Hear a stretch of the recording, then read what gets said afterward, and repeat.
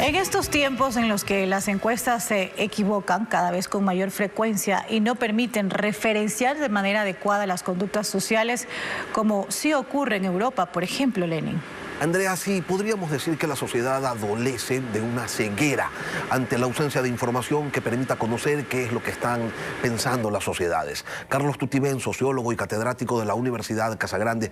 Buenos días, Carlos, bienvenido a Contacto Directo. Buenos días, Lenin, muchas gracias por la entrevista. Sin mediciones que permitan saber y entender lo que quieren los ciudadanos, los jóvenes, los adultos, las madres solteras, las madres casadas, los estudiantes, los profesionales, los que no tienen profesión, los que tienen empleo, pero no les gusta el trabajo que hacen, hasta llegar a esos niveles de detalle, en lo general, pero también en lo específico. Si no tenemos esa información, ¿la sociedad está realmente ciega?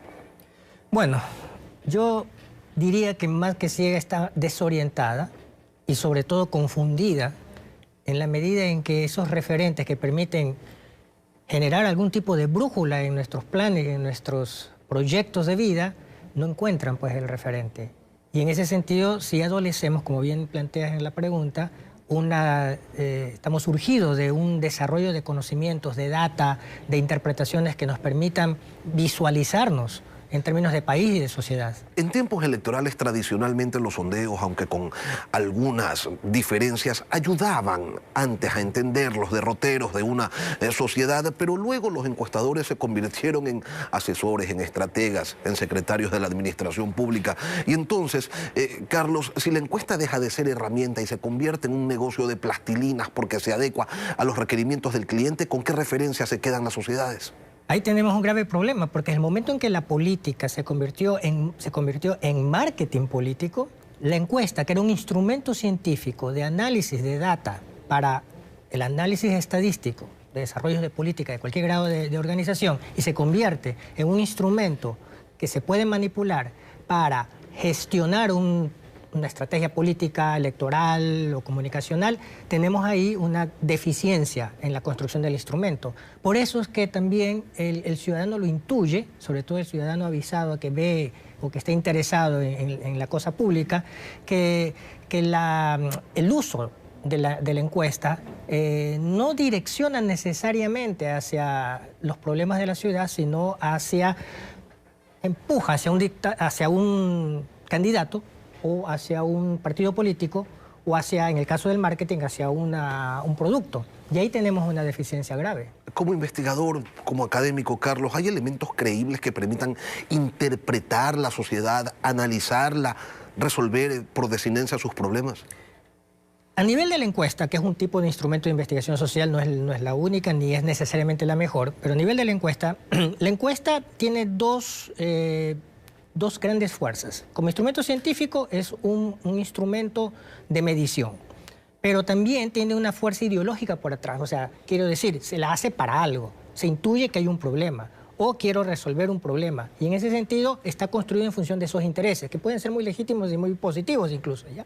Pero el problema es que en tiempos de posverdad, en tiempo en que una encuesta lo que hace es una radiografía temporal de una X realidad, suponiendo que nos la contestan de manera adecuada y está aplicada de una manera adecuada, el ciudadano, sobre todo en el terreno político, cambia de opinión a cada rato. Es decir, un recorte temporal en tiempos de opiniones líquidas es muy problemático lo que entrega la encuesta. Hoy estamos ante una coyuntura política, pero tanto ahora como en tiempos no electorales, Carlos, ¿cómo se construyen matrices si no se puede colegir por tendencias, por gustos o por consumos, sin estudios acertados? Pero sobre todo, la pregunta, Carlos, es ¿por qué no los hay?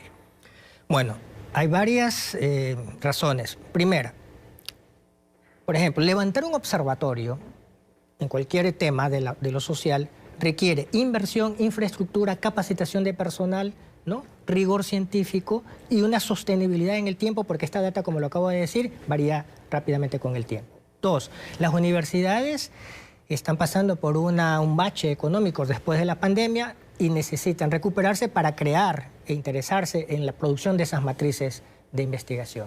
Tercero, también nos hemos dado cuenta que si nos quedamos en la encuesta y nos pasa como por ejemplo en el terreno político, que puede fallar, que puede entregar data no necesariamente creíble, hace que los investigadores, y esto se sabe muy bien, deben de conformar más bien una batería de instrumentos para poder suplir lo que un instrumento a veces falla. Y en eso, por ejemplo, un encuestador no es. Un encuestador es un tecnólogo que aplica un instrumento, pero van a ser los cientistas sociales los que tienen que complementar este instrumento con saberes interdisciplinarios para poder dar información multidimensional, válida y valiosa. Errar siempre va a ser una posibilidad.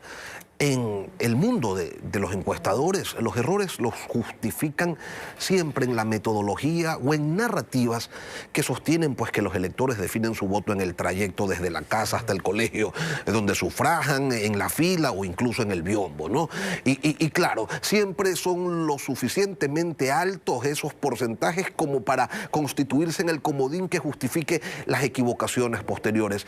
Digámoslo de frente, Carlos, las encuestas dejaron de ser un sistema de medición y se convirtieron en una herramienta de marketing político y por ende la gente ya no las cree y cuando son consultados responden cualquier cosa. Bueno, lo sostuve, ¿no? Es decir, cuando hay marketing político hay intereses creados que hacen de la herramienta encuesta una herramienta no necesariamente científica, sino de manipulación estratégica, de marketing político. O de para marketing darle al cliente lo que quiere escuchar. Sí, por eso siempre se dice, si tú quieres saber la fiabilidad de una encuesta, mira quién la hizo, quién la encarga y qué está preguntando. Porque la objetividad es una construcción de un método y no es algo que se obtiene de manera natural. Así que tendríamos que tener la suspicacia, al menos si hay unas cuantas encuestas, de confrontarlas, mirar los antecedentes, ¿no? Y tomar decisiones en base a eso. La data, las redes sociales, esa huella digital que se refleja también en los algoritmos, ¿es lo que terminará reemplazando a la encuestadora tal como la conocemos? O sea, ya está pasando. La data algorítmica es incluso el método fiable de arrojar algún tipo de información que me permita tomar decisiones o planificar algún tipo de proyecto. Pero como le digo, todo lo que es cuantificable es solo un modo de registrar la realidad, pero la realidad es más compleja que lo cuantificable. Y ahí tenemos que complementar con otros métodos. Sí. Si no se tiene entonces método, herramienta que permitan construir programas o leer de manera integral lo que ocurre en la sociedad, ¿cómo es que gobiernan las ciudades? ¿Cómo es que gobiernan los países? ¿Por intuición? Bueno, es una mezcla de intuiciones, de escuchar y de atender lo que está pasando en redes y en medios, y en la calle, por supuesto.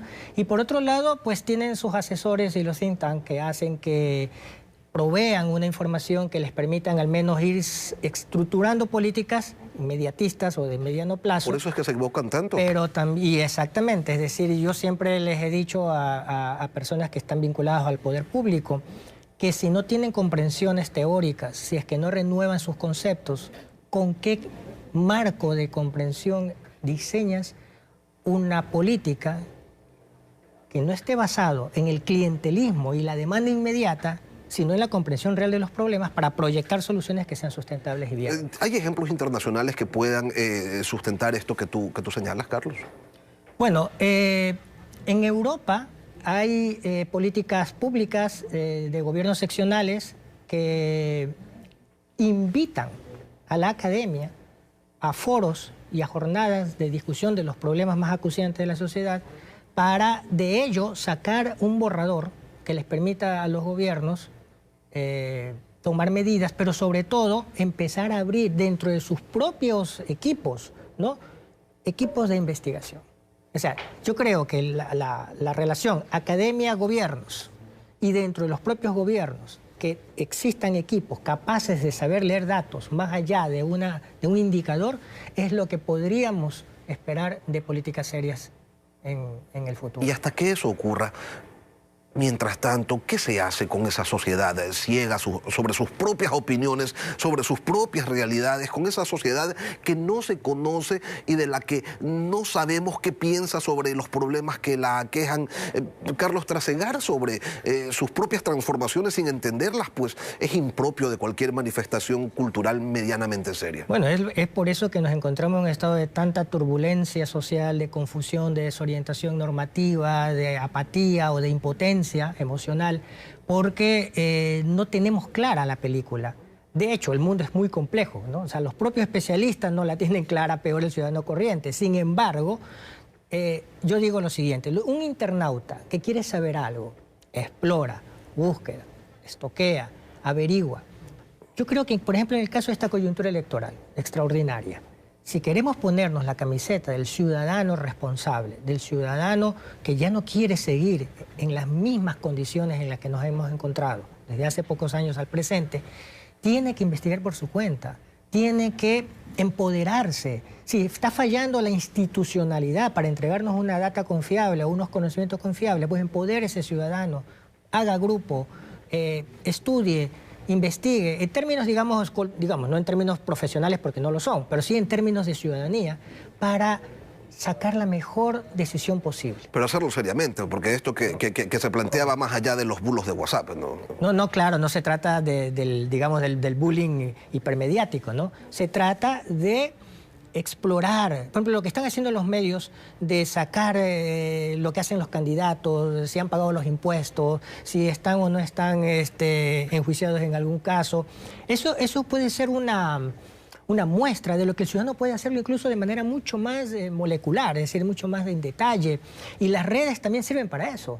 Ahora, por supuesto, hay que tener el criterio, hay que tener el filtro y la madurez suficiente como para saber darse cuenta qué es un escándalo, qué es una posverdad mentirosa, una fake news, y qué puede ser relativamente confiable y relativamente comprensible, ¿no? Carlos Tutibén, sociólogo, catedrático de la Universidad Casagrande.